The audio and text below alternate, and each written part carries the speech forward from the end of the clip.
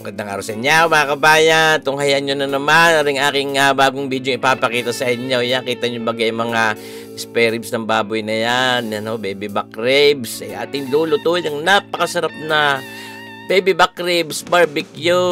Yan mga kabayan. Talaga namang namis ko, napakasarap din naman ng lutong ari. Maproseso pero sulit naman mga kabayan pagluluto. Ngayon tayo nagpapaint nating magic wok ngayon at ating hahuhon muna ng karikate, ng mantika at ng mas maayos ang ating pagpiprito muna.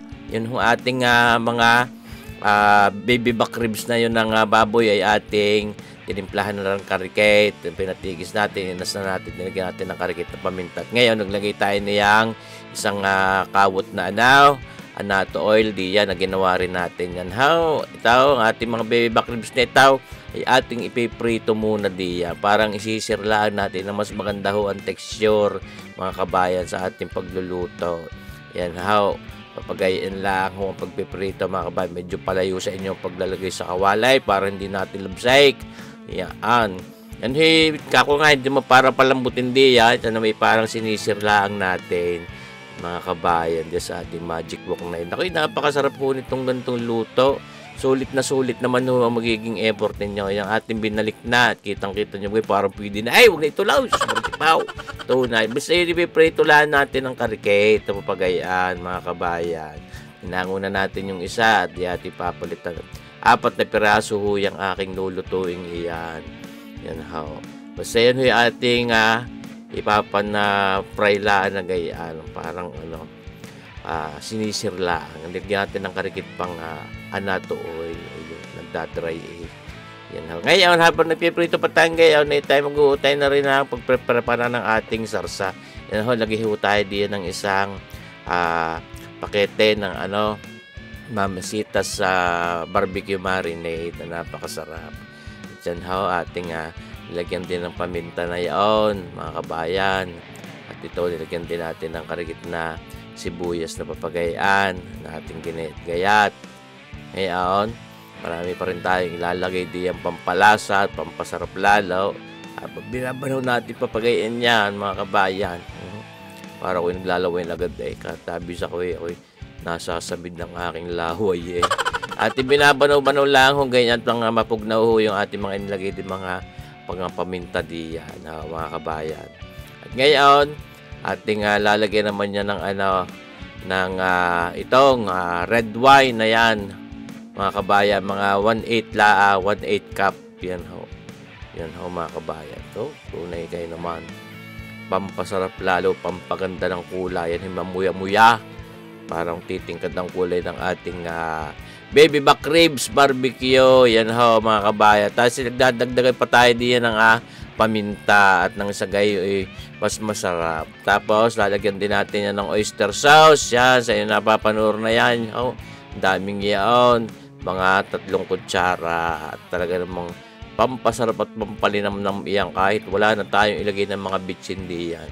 At ito, ilalagay pa rin natin ang karikit na asukal. Ayan mga 1 kutsara at kalahati lang sa inyong panuor na yon. Nang hindi mabilis masunog ang ating baby back ribs. At ibabanaw-banawin din lang natin ang papagayan iyan.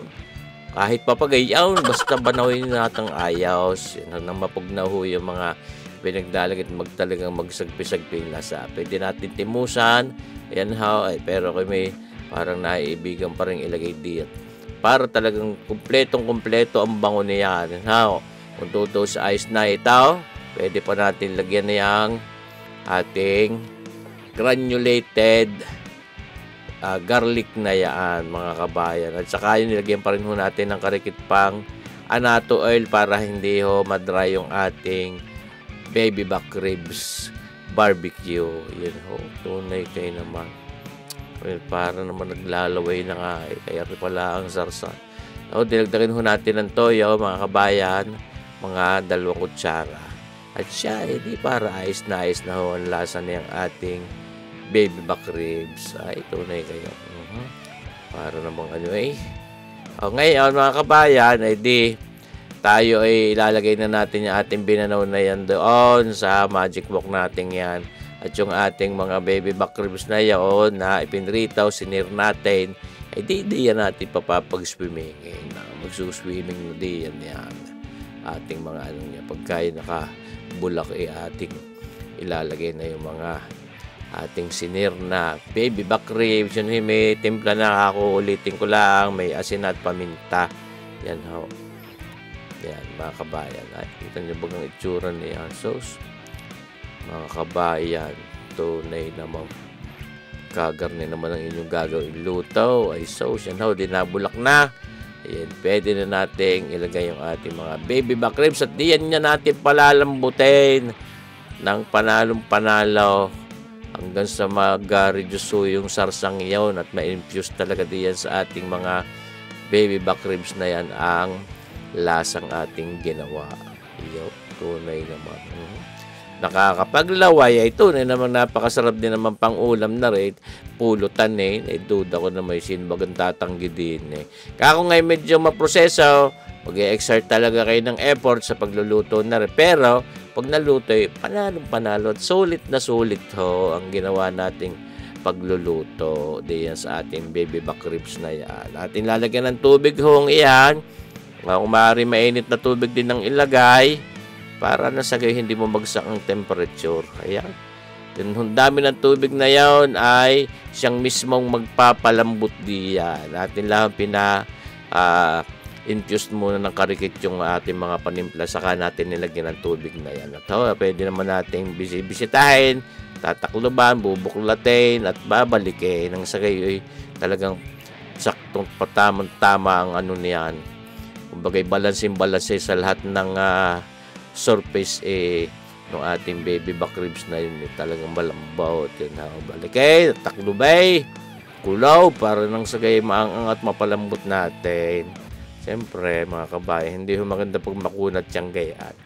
Kaya dapat din halos maluray-luray din sa lambot. At talagang nanunuot ang lasa at sarap. Sus, mercy po mga kabayan. Ay, nalalapit na sa katotohanan nagre-reduce na yung sarsang yan. At talaga namang yan panalo na ang sarap niya.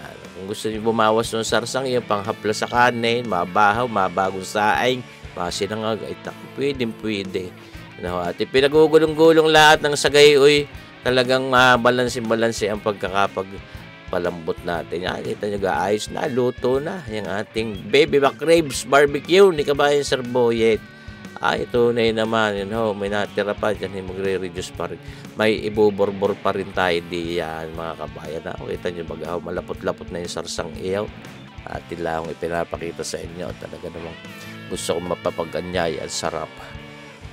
Tunay kayang mga kabayan. Imagine nyo siguro ang lasa. Yan ating hahanguin at nag-thumbs up na ako ng patagilay daw. Di ba luto na yung ating baby back ribs. Yan dahil na natin diyan. Pinlating na natin, binurbura natin ng sesame seeds na yan. Salamat sa inyong panunood mga kabayan.